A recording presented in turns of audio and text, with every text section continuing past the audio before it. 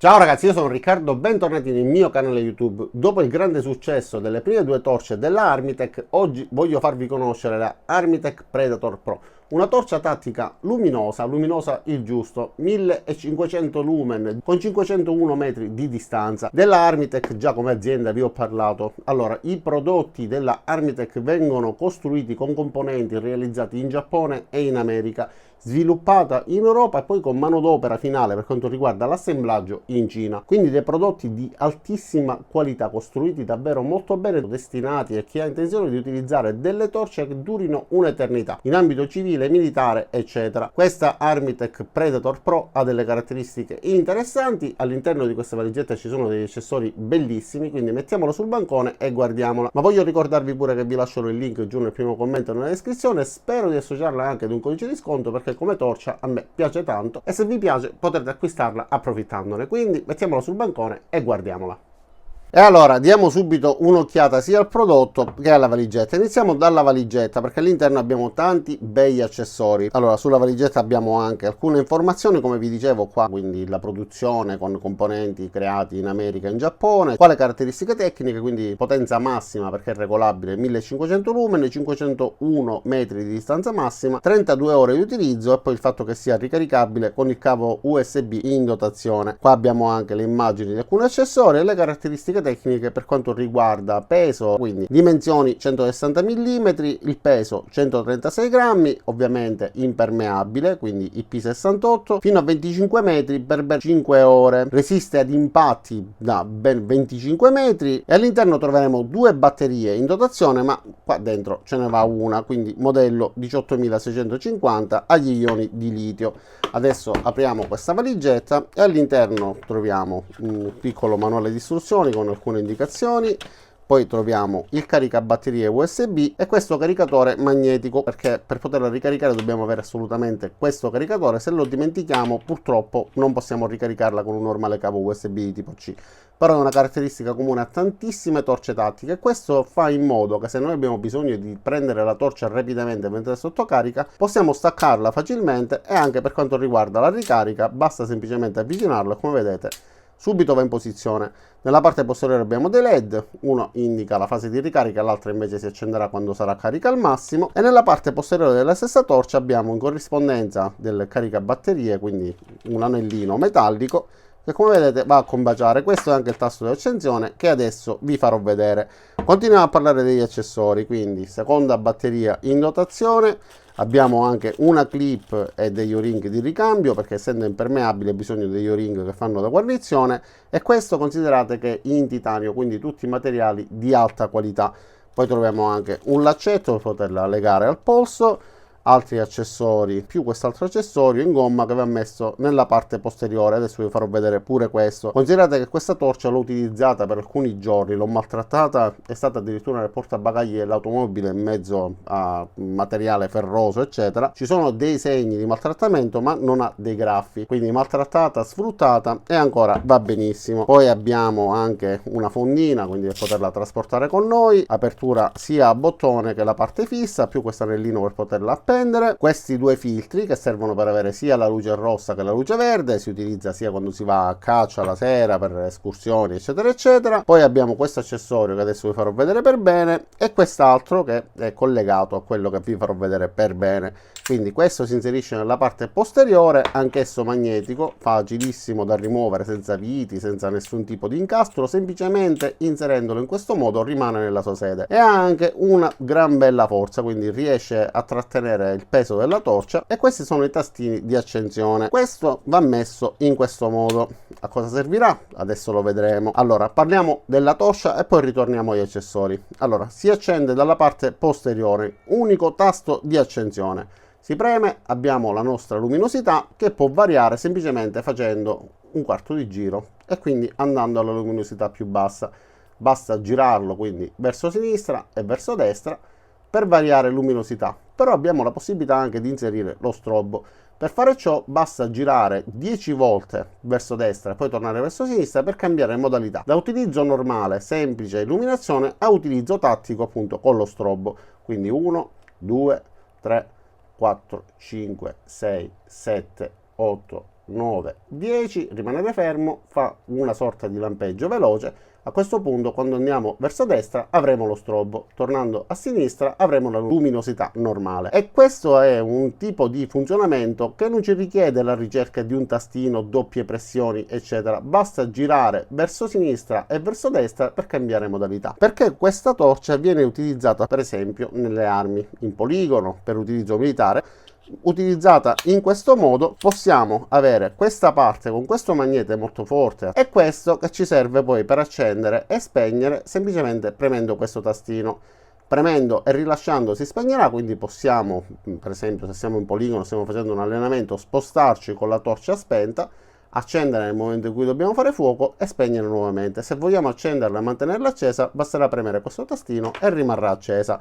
Stessa cosa accade se noi utilizziamo il tasto nella parte posteriore. Tra l'altro, sfilandosi questa parte non si spegne, quindi non c'è il rischio, se per caso viene tirato rimaniamo al buio. Quindi anche in questo caso, premendo per metà, la torcia rimarrà accesa solamente nel momento in cui teniamo premuto.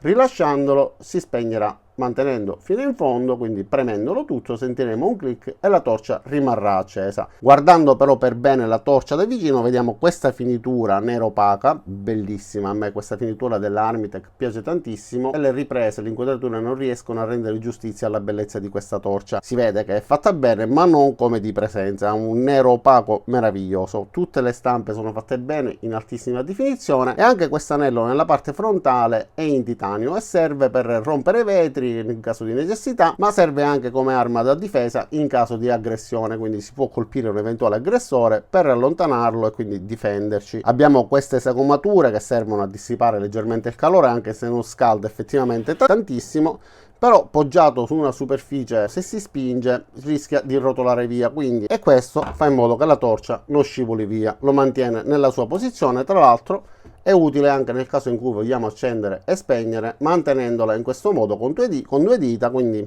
è comodo anche come antiscivolo. Ovviamente nello stesso modo si può utilizzare la clip, quindi quella in titanio. Diamo un'occhiata anche alla batteria, si accede svitando la parte posteriore, troviamo ben 2 O-ring e non uno, tutto ben ingrassato. E all'interno quindi batteria marchiata Armitec 18650 da 3500 mAh agli ioni di litio, e si può utilizzare una qualunque batteria, a differenza di tante altre torce tattiche che hanno le batterie praticamente proprietarie, e quindi in quel caso si può utilizzare soltanto la batteria che trovate all'interno della confezione oppure acquistarla dal venditore. In questo caso si può utilizzare tranquillamente una normalissima batteria 18650 da acquistare ovunque, comunque se già la possedete avete questa opportunità e quindi riuscite a utilizzarla. Ora non usciva perché ha questa parte, però come avete visto una normalissima batteria vi permette di sostituirla e quindi avere una lunga scorta e quindi una maggiore autonomia. Torniamo a noi, guardiamo l'utilizzo di cui vi ho parlato poco fa, quindi con quest'altro accessorio. Allora, per evitare di disturbare gli animi più sensibili alla visione di armi, vi faccio vedere la prova con questo tubolare in metallo, che tra l'altro è un metallo sottile, non è molto pieno, quindi la tenuta della calamita non è la stessa che avremmo su un'arma che è un metallo ovviamente più robusto e quindi la calamita fa molta più presa, ma già così ragazzi è davvero fantastica. Guardate come riesce a rimanere in sede anche colpendola, anche con forza, non si stacca e la sto colpendo, la sto schiaffeggiando, la sto urtando e rimane nella sua sede. Quindi se questa fosse un'arma noi potremmo metterla così sotto canna e poi utilizzarla per accendere e illuminare nel momento in cui dobbiamo fare fuoco al nostro bersaglio. Quindi come vedete comoda e rimane nella sua sede. Ora facciamo la prova anche con i nostri filtri, utilizziamo quello di colore rosso e per farvi vedere meglio spegniamo le luci. Ovviamente l'inserimento non è rapidissimo perché deve avere una buona tenuta, come non deve sfilarsi molto facilmente, anche l'inserimento richiede qualche secondo. Ok, vi faccio vedere quindi come illumina con il filtro di colore rosso e questa è la colorazione che abbiamo. Ovviamente la telecamera corregge leggermente, però come vedete riusciamo a illuminare con la colorazione del filtro. La stessa cosa utilizzando quello di colore verde, ovviamente avremo la colorazione in verde. Ve lo faccio vedere semplicemente poggiandolo in questo modo e quindi cambia colorazione. Ora però andiamo in esterno, facciamo 2 riprese per vedere anche la distanza, quindi come riesce ad illuminare questo tipo di fascio luminoso un po' più concentrato nella parte centrale con questo alone esterno, e poi ritorniamo in interno e traiamo le conclusioni. E allora anche oggi, in questa notte molto buia, senza luna né altro, illuminiamo questo palazzo in costruzione ormai famoso, quindi torcia tra le mani, modalità massima, e come vedete riusciamo anche in questo caso a illuminarla benissimo, quindi il suo fascio non grandangolare, però con questo cerchionetto abbastanza largo ci permette di illuminare tutto l'edificio con una zona centrale un pochettino più evidenziata, più luminosa. Anche la struttura alle spalle si vede bene, quindi spegniamo e riaccendiamo, vedete che differenza abissale, e quindi vediamo anche l'albero in questo caso, e se io volessi evitare di illuminarlo basterebbe puntarlo da questo lato per evitare di infastidire qualcuno che è con me, o comunque puntare in un punto dove non voglio illuminare.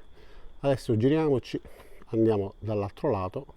Anche in questo caso guardate, il palazzo in fondo è molto distante, così non si vede e così sì, quindi una torcia luminosa che riesce a permettermi di vedere da vicino con un raggio abbastanza ampio, quindi saremo almeno 5-6 metri di distanza, e il raggio è altrettanto largo, quindi altri 5 o 6 metri, ma allontanandomi abbiamo un'area di illuminazione molto più larga.